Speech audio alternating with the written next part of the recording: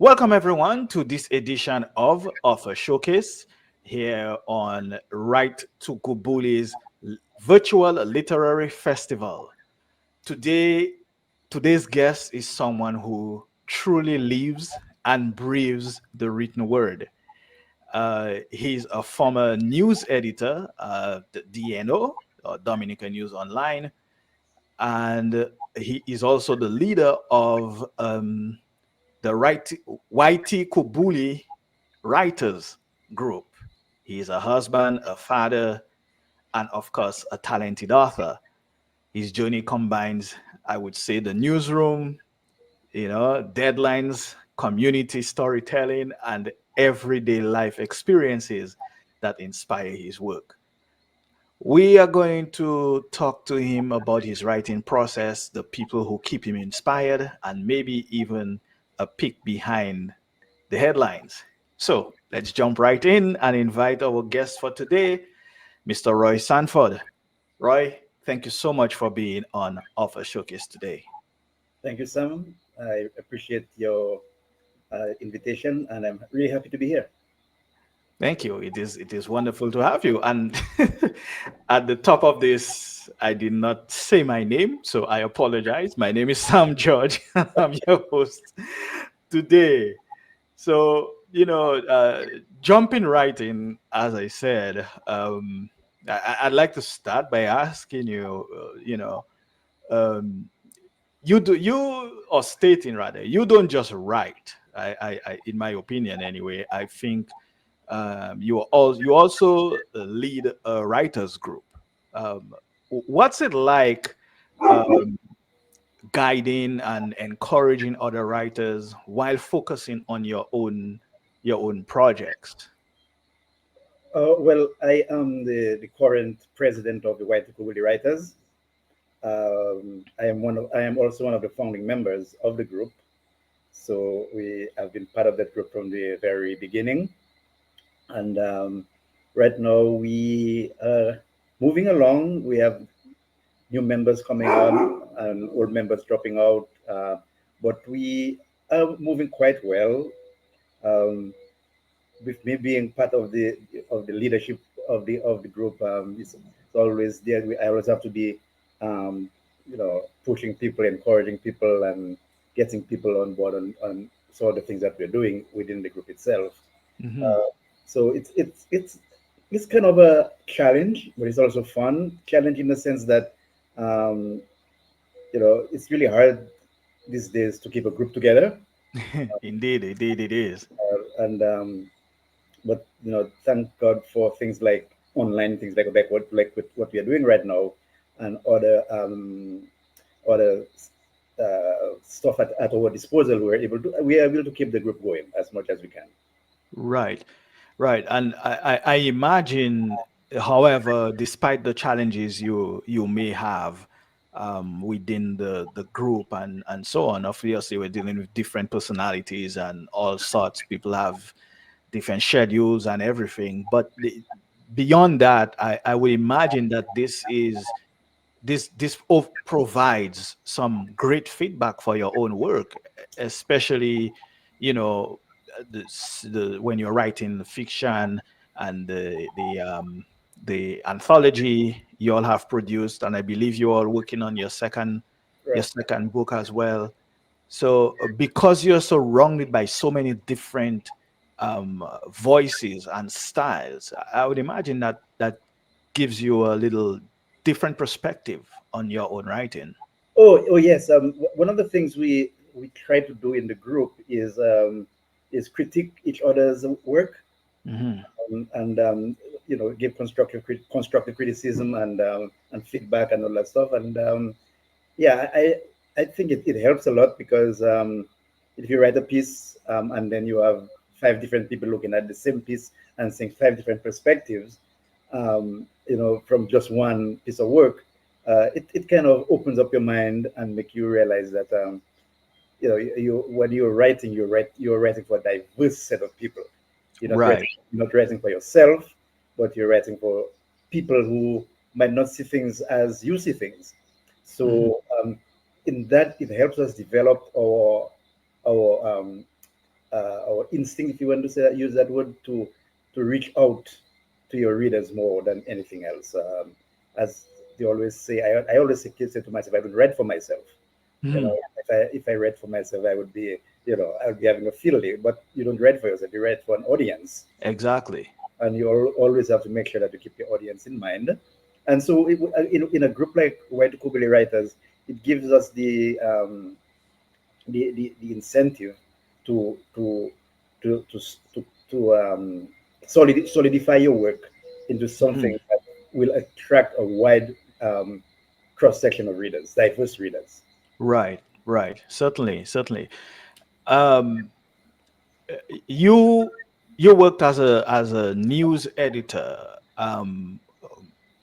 Granted, it's an online newspaper, but I don't think it really matters. So, was that what you would call a crash course in deadlines and wordsmithing? Making sure that you are trying the facts that you put out um, will be understood by the readers. How has that background influenced your writing style? Uh, you know, after you've left that position and you are focused on your writing more. Now you no longer need to worry too much about facts. If you're writing fiction, for the most part, you don't necessarily need to worry too much about because you're making up a world. So, but still, I'm thinking as an editor, news editor, that still you still have that pull towards making sure what you are saying your readers can believe. Well, yeah, I think how that helps is to when I write my stories, I try to make it as real as possible. Mm, So in a way that will make it so that readers can get absorbed into it, and doesn't make it look like it's something so far off out there that people just read it and probably forget about it. But being coming from a news background, as a matter of fact, I started my news career when I used to live in Jamaica. I I was a reporter for the Gleaner Company, mhm, and my first set uh, of of news story were based in the courts. Whenever you well, at least in the Gleaner Company, whenever you join the news team, they normally send you to court first. So because court stories are, your information is there already, and and you don't really have to go and call anybody or dig up too many stuff. So basically, your story is already there. You just have to put it in words. right. So this is where it kind of started solidifying my skills, if I have to use that word, in my writing. I try to use concepts that I make up in my mind as a writer, but imaginary things, and try to make it as real as possible. So Right. it's almost like writing a court story. You know, Mm, the information is there, but you just have to write it in a way that makes it relatable in one sense, but also a way that people can actually sit down and read the story, or the news or the news item. Yeah, you just don't write a boring court story. You try to make it as interesting as possible. right. Right. Do you do you find that especially because I'm familiar with your book, the Sukoya on the Roof, 3 nights later, the Sukoya on the Roof, and other stories. Did you find that your journalistic background sort of sneaked into that story? That's fixed into that book. That's it's fiction, but do you find that the your journalism or your journalistic instincts sort of sneaked into this particular book? Well, yes, in a sense, because most in the stories in the book are based on stories that people told me. Um, Mm. when I was a child, my father used to tell us a lot of stories at nights. Yeah. in those days, TV was not as prevalent as today. Um, I don't want to sound old, but there were no cell phones, there were no computers, there were no you know tablets as today. Right. So, so a lot of this I heard a lot of stories from my father and from other people in our community. So so when I was writing that little piece you mentioned, it was almost like writing a news story. I was taking the information from what I heard from my father and from the other Mm, folks in the area, and and making it into a story that is a little bit more intense. And of course, I added my own creativity and imagination to it. But right. most of them are grounded in stories that I've already heard before. Right. So it was almost like writing an eyewitness news item, right? Yes, something similar to that. But I also I kind of spice it up, pepper it up, Right, and, right, and added my right. imagination and stuff to Yeah, it. and I'm with you. I grew up on these kinds of stories as well. We didn't have, I mean, grand for my village or white city didn't get electricity until somewhere around 1980. Mm, yeah, same like us. So, so, and I'm pretty much the same thing for most of the island, right? Lots of villages. Roseau got power and cable and all of that stuff very early on, but the rest of us outside of the city did not get power until late, Right. if you will. So Yeah. those are that's how we spend our nights, Right. telling stories and ghost stories and telling stories about Copper Lapin and Copper Tig Yep. and all of that and reading the Anansi storybooks. So Right. that's how a lot of us grew up. So I certainly understand where you're coming from with that. So now I want to switch gears a little bit and ask you about balance with the hats you are wearing right now. Um, you got a job. You also, you lead a writing group. You're writing yourself. You also have the role of a husband and a father. How do you juggle family life with, the unpredictable demands of writing if you are and I think that might be once you're a serious writer, because obviously you lead a writing group, so you are a serious writer. So that how do you enact that balance? Well, I am an early riser. Uh, I'm normally up by about by 5:30, Mm, and during that time between 5:30 and maybe 7, this is like my reflection time. okay. What I but I, no, I at home I have my own home office, and then it is kind of away from. It's on the other side of the house, so when I wake up, I leave that side of the house and go to the other side of the house and go to my office and sit there, and this that is where I get my time to reflect and also time to get, as they would say, get my creative juices flowing, Hmm. because at that time my mind is really clear, and so I take this 1 or 2 hours just to get all the juices flowing and getting all my information that if I'm writing a certain story, this is the time I sit and I just kind of type and just let all the ideas and all the information flow. So that is how I really balance it, because I normally just use that time of the day really for just basically for that, Mm. just to my writing, to my little prayers, of course. Um, and but the rest of the day, I normally do my normal stuff. But all the time, things are going on in my head, and I store them in my head. And and then in the morning, the next morning, I come and I sit in front of the computer and I just let it flow and just type it away. So that is how I do it. And even sometimes during the day, my wife or my son or whatever would catch me just talking out loud or speaking out loud, and she would say, "Hey, what are you saying? Are you talking to yourself?" But It's the time. No, I am not going crazy. By the way. Right, right. Well, you know what they say, right? You can talk to yourself, but as long as you don't answer yourself. Well, thankfully, I hope I'm not answering myself. But yeah, Right.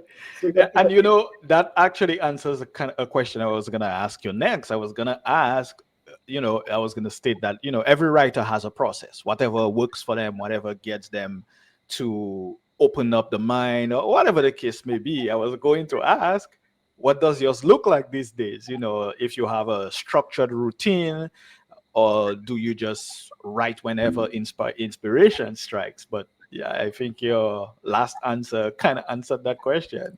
yeah, well, inspiration strikes all the time, as I say. I might have hinted, but if it strikes, Mhm. I store it in my head. Yeah. So even when I was a news editor and I was also or a news writer, a lot of the times I basically read the story in my head, or it is Mhm. already written in my head, and then I when I to see then when I go to the office or whatever, When you I get the chance, yeah. get it and then I put it into words. Put it into hard words. So, like for example, if I'm coming when I was a news reporter, if I'm coming from a press conference on my way to the office, I'm writing the story in my head already, or I'm going to structure it. Obviously, it's going to be done. This is the flow of the story of the news Mhm. item. And then when I get to the office, it's already organized in my head, and I just come and just type it out. That's so basically that's how I also do this with my stories. I normally during the daytime I put things to stick things together in my head, and now I'm going to continue to read the story or to continue the writing the story, and then in the morning when I wake up and I come and sit in front of my computer, Mhm. I just type away. Right. So that says that you basically map things out, like an editor, you know? Right, right. Probably yes, probably that the editor thing that has me that in that way. I was So that means you are not a prankster, you are a plotter, right? yeah, well, if that's good, yes. No, no, it's well, there are two types of writers. They say in especially in fiction, there are plotters and there are prancers. So a prancer is someone who basically lets the story surprise them. Ah, So or the characters, you have the idea, you begin writing, and you don't know where the story is going to end up or what's going to happen until you actually come to the end. A right. plotter is someone who sits down, plots the whole story, so they know the beginning of the story, they know the middle, and they know the end already. So that's the difference. So they're both good things. It's to everyone's whatever works for everyone. That's what it is. So that's the only difference. Right. So uh, do or has the family members sneak into your writing, like either as a character or as inspiration? Like, do you pull from everyday life? Well, yes, I actually do. No, I like to at least in my recent some of recent stories that I have written. I like to involve or have my parents Mm, part of the characters. So you some stories I wrote you hear about mommy and daddy, and that's how I call my parents. And uh, my my um, my father and I had kind of a rough relationship, especially in the latter end before he died, and I kind of let that the struggles that I had with dealing with that situation and trying to come to terms with it with that type of situation, I kind of sneak some of those in some of my latest stories, especially after my father died a couple of years ago. Uh, mm. I kind of trying to sneak them into some of my stories and trying to make my daddy in the stories look like a good character, and it's just maybe a sense of comfort to know that um, I survived some of the rough patches I had with him, Right. and but also it also is a way. Also, I see it as a way of kind of um, relieving the tension that that had remained even after he had died. So that is one of the ways that I kind of use my family in my story writing. I kind of try to insert him into my stories and try to make him look like a good guy. Mm. Okay. Yeah. Well, I say whether we like it or not, I think family always ends up in the story somehow, Yes, even if unconsciously, right? very true too. Yes, You yes. know? Yeah, So let's go back to your newsroom days. Writing stories or reporting stories.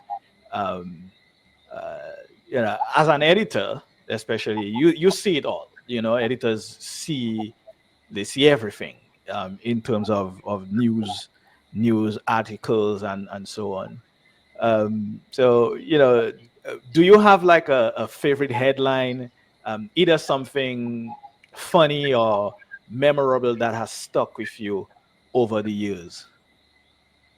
you mean a headline from a story that I wrote or something like Yeah, that? from an article, just your days as an editor or as a Oh, reporter. okay. Well, there is this this news article I wrote some years back. When I, well, at Dominican New Zealand, I wasn't only the editor; I was also a news reporter. I also wrote news, and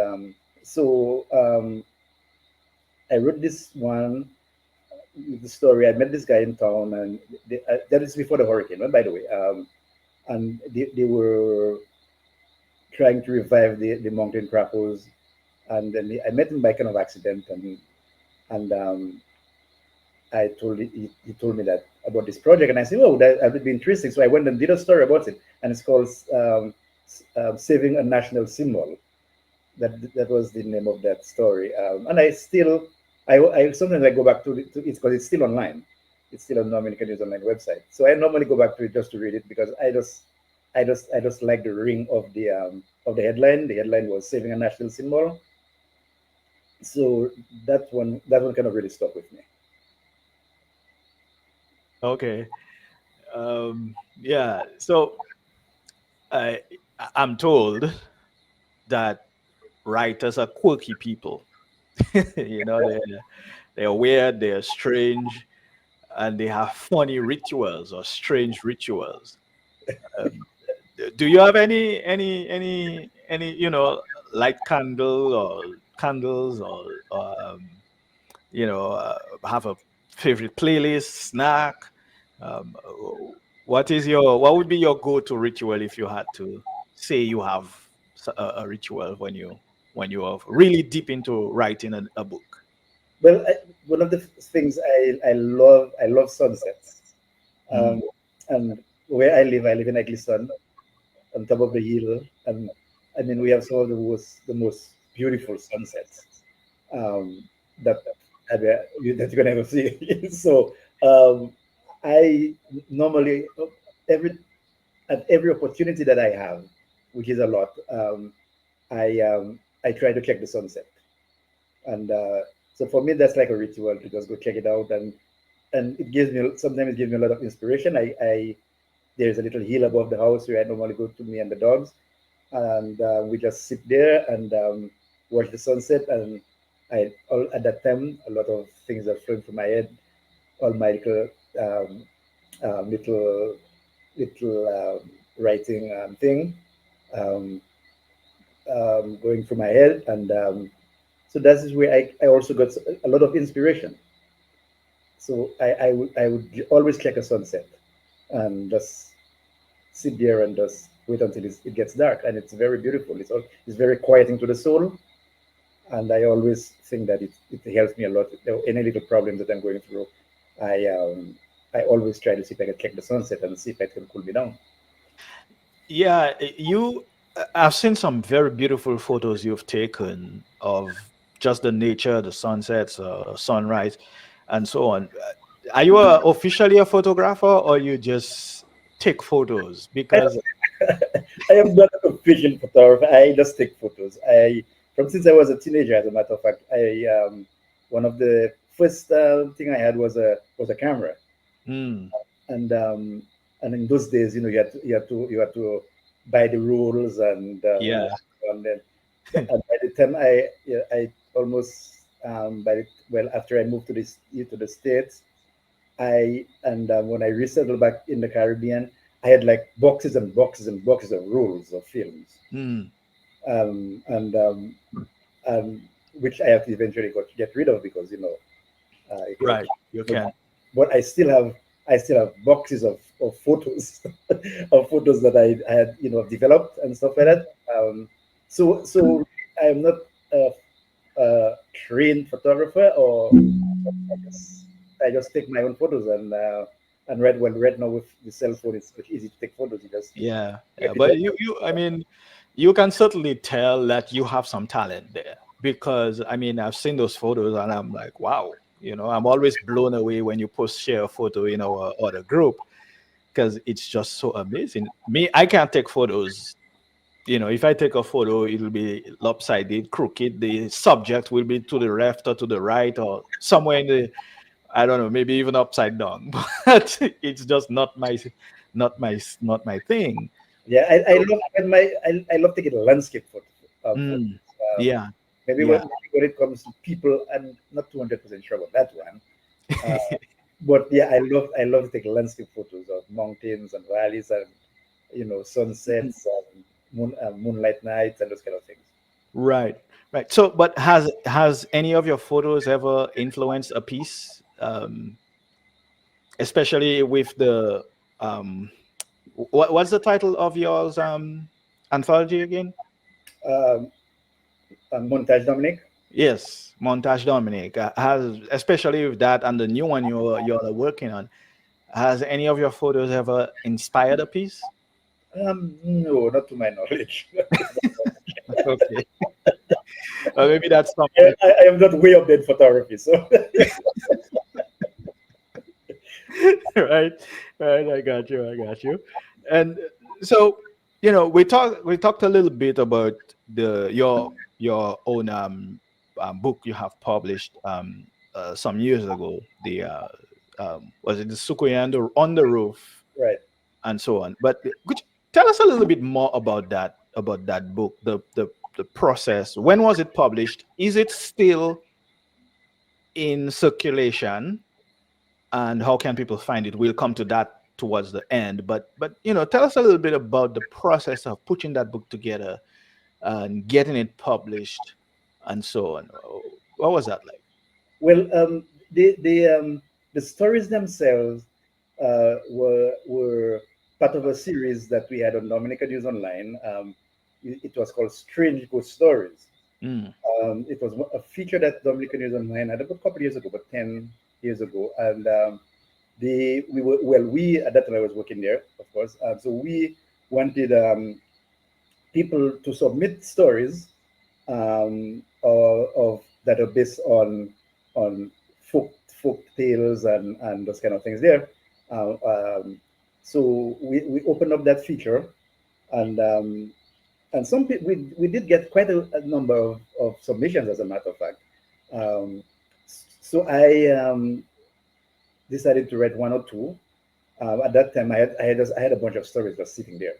So I and since all of these stories were based on folklore, folk tales, and sukuyans, those kind of things, I had a couple of them, as a matter of fact, and so I just kind of I published them, but since I was the editor at that time, so I was free to do whatever I wanted. Right, right. You had the keys to the I kingdom. had to do right, so I published my own stories. You know what I mean? So Yeah.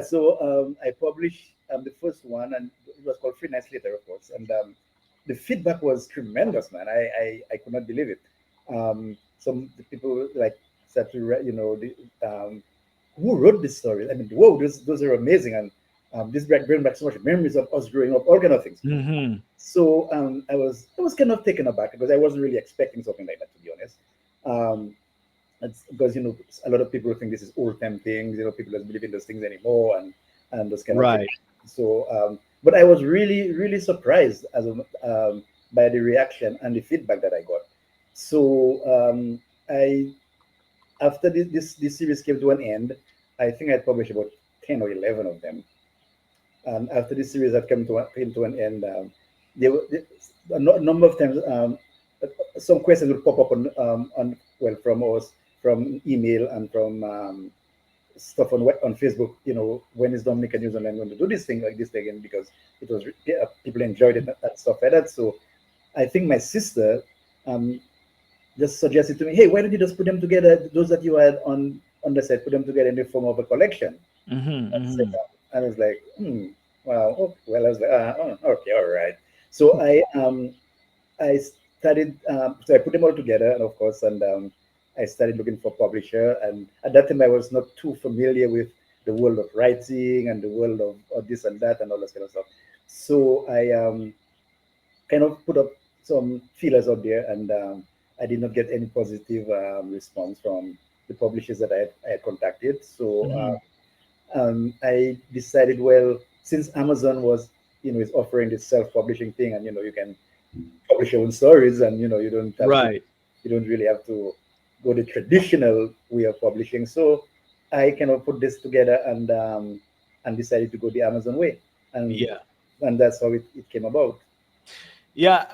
I want to ask you um, a little bit about that as well. Sam, listen, is it Yes. possible? Is it possible we can pause for 1 minute? I have a very important call I have to take. Okay. Yes, we can do that. No problem. Just don't. All right. So, thanks for that. I wanted to ask you about, the writing, well, the publishing process for you. I know you said you were new to it, and you know, so I guess my question is, these days you have so many authors publishing works now because it is so much easier because of options like Amazon KDP and the other print on demand services that are available, and even the hybrid services that will help you edit and create covers and everything like that and help you publish. So what do you think about the current state of publishing, and when you were trying to do it at first, you said you reached out to publishers and the feedback wasn't positive. You ended up having to do self-publishing. So do you think that, one, because it is so easy to publish a book these days, that the publishing world or the literary world sort of is being will be flooded with bad work, for one, and two, do you think that that is not a concern, that we should just be happy that everyone or almost anybody can publish a book these days? Well, yes, it's good that for writers to have their work published, and of course the traditional publishers, you know, they're running a business, and they will want quality work to in order to make a profit in some way or another. But I am concerned that with the rising choices, self-publishing, and anybody basically can just publish a book. And so and then with AI these days, it adds a whole new dimension to all of this.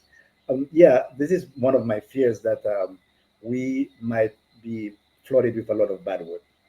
Uh, Hmm. and if all of my stories that I I write, or even those stories that I do not publish, or I just write for my um, own sake, I always make sure that I have somebody professional, editor, a paid professional editor, to read through them and then have them edited, and having them, and then I store them and say, maybe one day, you know something might happen, and I can publish them.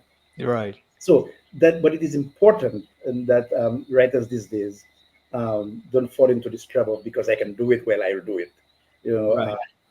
and I have seen some pretty disappointingly bad work, which is was supposed to be a book with, that is published, self-published, of course, and I have seen some of them. I mean, that maybe that is why some of the traditional publishers are so reluctant, because some people just want to put stuff out there because they can put stuff out there. So that is a concern for me, and I hope that writers, even if you're not a professional writer, or you're just writing for your own writing sake, always get somebody to read through your work for you, just to make sure that you have something that is Hmm. readable. So Yeah. somebody that he doesn't put a whole bunch of words together and say this is a story. So, and I've seen a lot of this has happened quite a bit.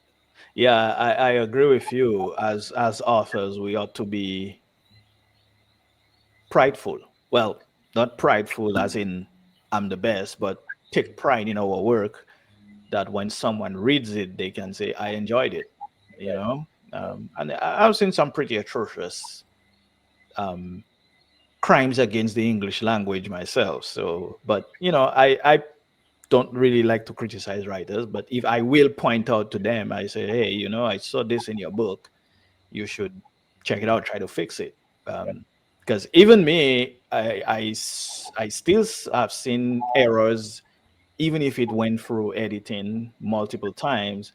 We right, are all human beings, so we can make mistakes, and we will make mistakes. So I think it's a willingness to realize that we are not perfect, and there are issues that might come up. So we have to um we have to try to fix them. And you briefly mentioned AI, which was going to be my next question for you. you know what is your take on AI? Give us a little more than what you mentioned about AI a few minutes ago. What is your take on the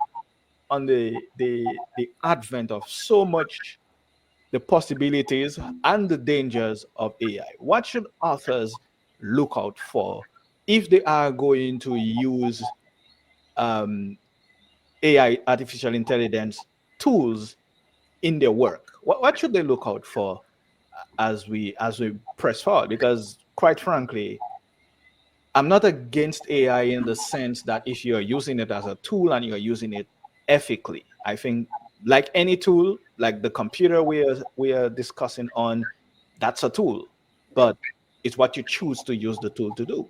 right, So a cutlass is a tool, but if you decide you're gonna take a cutlass and hash somebody, it's not the cutlass' fault; it's your fault. right, definitely.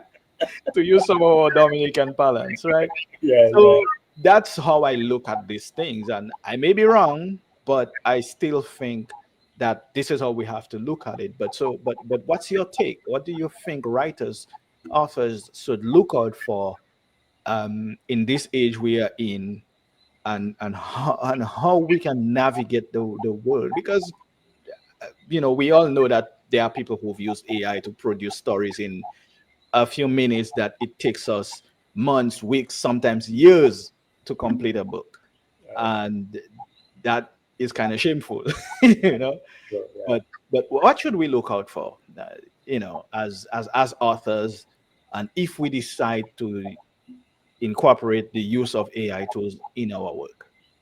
Well, interestingly, just the other day, I was not too much into the AI, so I said, let me just give it a little try. I used this one that it was a craze recently called DeepSeek. Um, Mm, Everybody was talking about DeepSeek and everything like that. So I said, let me just give it a try and stuff like that. And so I type in some words and say, tell him to write me a story of this little boy on this island, and then he was chased by this horrible entity and stuff like that. It, mm, it ended up writing something interesting, but I think what I noticed, it was really lacking. If I want to use that word, it was lacking a soul. It was just words. it was lacking any kind of humanity and any Yeah, connection. it was just words, and I was reading it. I mean, it was interesting, but there was nothing to it that will grab somebody, and it was just dry, and Mhm. you can just it was something that was that the machine just put something together and just throw it out. I think the AI can give us ideas in probably if you're stuck in a certain scene or something to that effect, and you want to Right. get from that scene, and and you have writer's block, and you've been trying for days trying to see how you're going to jump from one scene to the next or something like that, and you could Mhm. maybe try something, but to have the computer program or the AI to just do everything for you, and you just sit there and just give it a few commands, I think we're losing the essence of what writing is all about. Yeah. Yeah. Writing Writing is about pouring out your soul, your feelings, your emotions, your heart into Mhm. what you're doing. And it's just not right. It's just not putting a bunch of words together because you want to put some words together, but you want to make your writing have a life. You want to give it a soul. You want to have, you want your readers to connect You're when right. when they read your stories. Uh, I kind of missed that in this one little piece. I tried to do with the AI. There was no. I just really. It was just too dry. It was just not exactly for my liking. It had some really good scenes and stuff like that, but for me, it was just not grabbing. And Mm. so I think, if even if we can use AI to probably assist us in, you know, going over through some rough spots in our writing, but I think the in the end, the entire writing process should be on the human side. The research, yeah, yeah.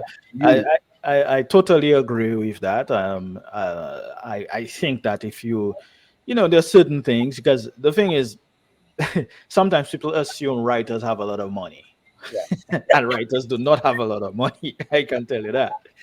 So, doing things like illustrations, or getting covers, that stuff gets expensive. right, So I don't have any problem with a writer using AI to create their cover, as long as it can create a cover that tells the reader what the book is about. So I don't necessarily have an issue with that. But where I draw the line is using AI to write for you. I think that is, like you said, there's no way a computer generated text can have a soul. There's just no way, because it's not coming from that kind of place. It's not coming from anything that has any emotion. So, uh, you mentioned writer's block, and then we'll come up on the last question. Uh, have you ever had writer's block? Do you believe in writer's block? oh yes, I really did writer's block, and I'm very firm believer. Yes, I many occasions Mm, I do get this writer's block. Well, when I was a full time news reporter slash editor, whatever, I basically was on the computer 24/7. It's write and type and read and type and write and type. mm, But you know, sometimes it just happens that all of a sudden you were writing this beautiful article or story, and then boom, it's just like everything just freezes. Ideas are not coming anymore. right. Even the script that you had just written doesn't even make sense to you, and those Mm, kind of things. Yeah. So what I normally do, I just normally take a walk, mm. get away from the computer for a while, get something to drink or something to that effect, and then come back and start and looking at the work all over again. Mm. I don't I don't start where I stop. I start from the very beginning. All right. So Okay. Right. So that, that's how you overcome your writer's block. right, that's how I overcome it. Right. Okay. All right. Cool. I just start read from the very beginning, and in a lot of the cases, um, after reading from the very beginning, you start writing a completely whole new thing. You know what I mean? Because maybe the writer's block maybe help you to reorganize things or whatever. Just to get your Mm. mind off it, and Yeah. then from a whole new perspective. But so yeah, that's what I do. Mm. I normally start from the very beginning of whatever I'm working on. So I just don't start from where I stop. Right. Right. Well, I don't call it writer's block. I just call it a loss of focus. Okay. But that's a different story. But so, finally, let me just ask, you've worn many hats, a news reporter, news editor, mentor, husband, dad, and now you're an author. So what's the next chapter? What exciting new work you're working on currently? And of course, tell us a little bit about, how we can find your book, like how folks can find, um, the Three Nights Later, the Sukuya on the Roof, and other stories, the Montage Dominique, and the current one that you guys are working on, and then we can wrap it up. Okay, well, in terms of uh, personal things, I'm getting a little bit more involved in church these days. Mm. I'm being a communion minister and those kind of things, um, because more from a personal perspective, and also want I'm doing all of this to probably one of these days to start working on maybe something like a semi autobiography or something to that effect. Mm. So I'm trying to get new ideas and or new things I can write about. So yeah, I'm kind of moving into a little church things these days. But in terms of professional, in terms of the writing things, yeah, we're trying to put Montage Dominic two together. We kind of moving along as slowly. So this is one of the projects that we are undertaking, and it's taking a little bit of time and stuff like that. So yeah, so we're working on that. Um, what other part of the questions I think I forgot? Yeah, I apologize for asking multiple questions. I was just asking, how can people find Oh yes, what oh you already have published, and when can they right. look. Yeah. Well, my first piece of work, three nights later, Superman on the Roof and Other Stories. It's available on Amazon, so you can just go on Amazon and type Roy Sanford, or Right. or you could just type in the search three nights later, and it is available in hard copy and also in Kindle form, electronic form. Uh, Also, some of my stories on our Waitukubuli Writers Facebook page, es- Okay. especially a story I wrote but 2 years, 2 to 3 years ago, and it got special mention at the Caribbean Brooklyn Literary Festival. Mm. It was a finalist, and it got special mention during the ceremonies and stuff like that. Okay. You can so you can find that story on our Write-Tukubuli's Writers Facebook page, and also Montage Dominic. It's available on Amazon. It's also available locally at Jay's. Um, and if anybody goes to Jay's and they didn't see it there, you can contact us, Waitukubli Writers at gmail.com. And if you're in Dominica, we can get hard copies because I myself have hard copies here. So if anybody wants, locally, they Hmm. can just send us an email at Waitukubli at gmail.com, or send us a message on Facebook. You can go on the Facebook Waitukubli Writers page and send a message, because using Facebook Messenger, Hmm.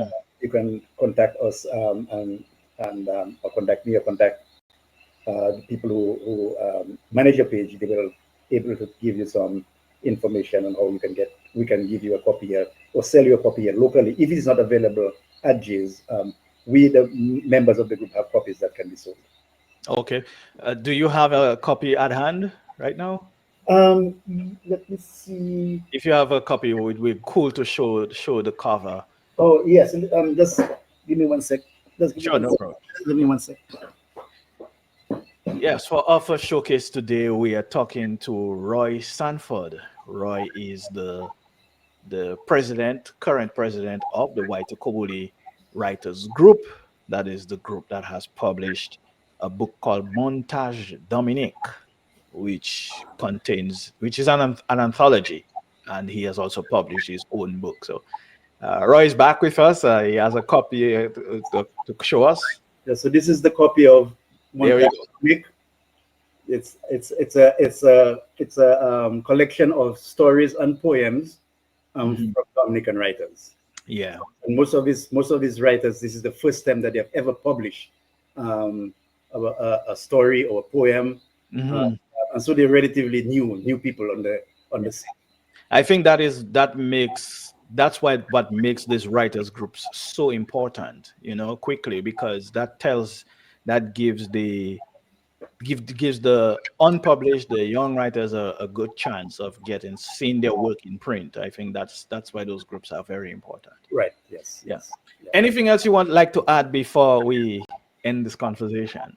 Well, I would just like to encourage people who, who think that that they have, or know that they have this writing skill, and they kind of keeping it hidden because you're shy, or you might think that your work is not good enough, Mhm. or um, or just you just feel that you don't want to do this, and you have the inclination, follow it. Don't don't hide it.